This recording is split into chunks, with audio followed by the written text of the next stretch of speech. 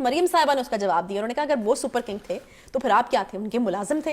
تو میرے خیال میں بڑے لاجیکل طریقے سے جو اب نون لیگ ہے وہ اب ہمیں ان تمام دعووں یا چیزوں کو کنفرنٹ کرتی ہوئی نظر آ رہی ہے جس پر پی ٹی آئی خود ہی کہتی تھی یو ٹرن لے جاتی تھی, لیکن اب مریم نواز صاحبہ میرے خیال میں آ گئی ہیں تو وہ کنفرنٹ کرنا شروع ہو گئی ہیں ان سارے اسٹیٹمنٹس کو.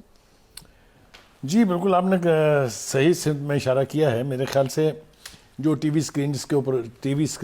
اسکرینیں جس کے اوپر خان صاحب کا قبضہ تھا وہ مریم نواز کے واپس آنے سے کسی حد تک واگزار ہوا ہے, اس لیے کہ ان کو بھی سپیس مل رہی ہے.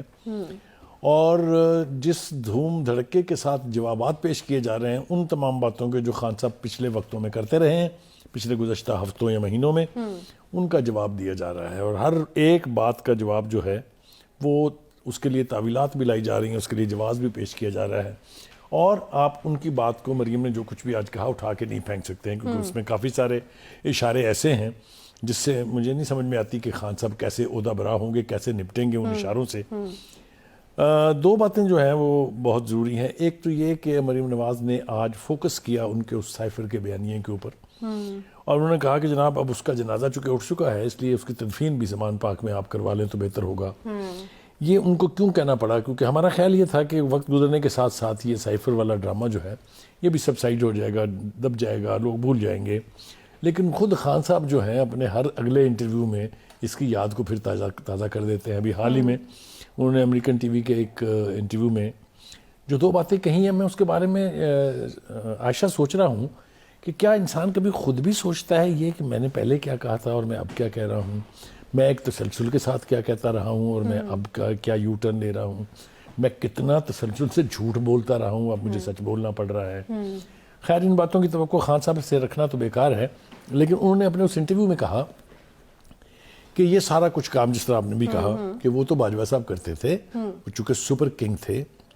تو میرا دل چاہ رہا ہے کہ میں ان کو یہ یاد دلاؤں کہ خان صاحب, میں نے کل بھی آپ کو یاد دلایا تھا, آج بھی یاد دلا رہا ہوں, آپ تو اتنے بڑے نپولین بوناپارٹ بنتے تھے کہ آپ کہتے تھے کہ آرمی چیف اور D G I S I کی مجال کیا ہے کہ وہ میری مرضی کے خلاف کوئی کام کرے, میں ان کو گھر بھیج دوں گا.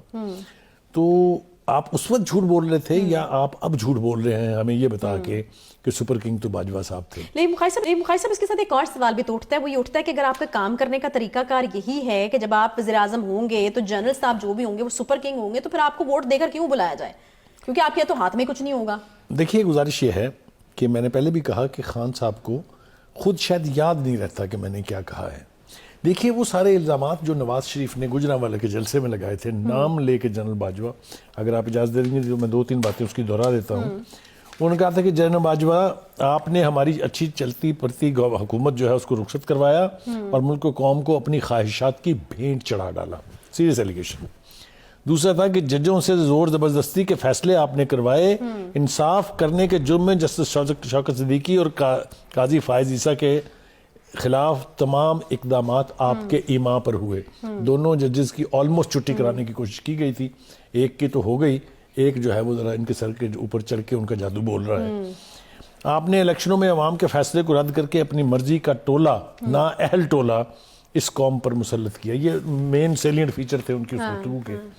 لیکن اس سے پہلے کی میں بات آپ کو یاد دلاتی چلوں جو کہ مریم نواز صاحبہ نے بھی آج کی ہے, یہ جو ساری باتیں انہوں نے کی, جو سوالات پوچھے, اس سے پہلے خان صاحب بھی کہتے رہے ہیں کہ قمر جاوید باجوہ صاحب آپ نے جتنی میری مدد کی کسی اور نے نہیں کی. جی وہ تو کوئی 20 کے قریب ویڈیوز جو ہیں وہ وائرل ہو چکی ہوئی ہیں نا, جس میں وہ تعریف کر رہے ہیں خان صاحب جناب باجوہ کی, اور ان حدوں کو بھی پار کر گئے ہیں جن حدوں تک سیاستدان کو فوجی جنرلوں کی تعریف نہیں کرنی چاہیے. YouTube پر گوگلی نیوز دیکھنے کے لیے youtube.com کی سرچ بار میں googly news T V type کریں. گوگلی نیوز کے پیج پر سرخ رنگ کے سبسکرپشن والے بٹن پر کلک کرنا نہ بھولیے. YouTube پیج پر اپلوڈ ہونے والی ویڈیوز سے باخبر رہنے کے لیے بیل آئیکن پر کلک کیجیے. آپ کو ہر نئی ویڈیو کے بارے میں نوٹیفیکیشن موصول ہو جائے گا.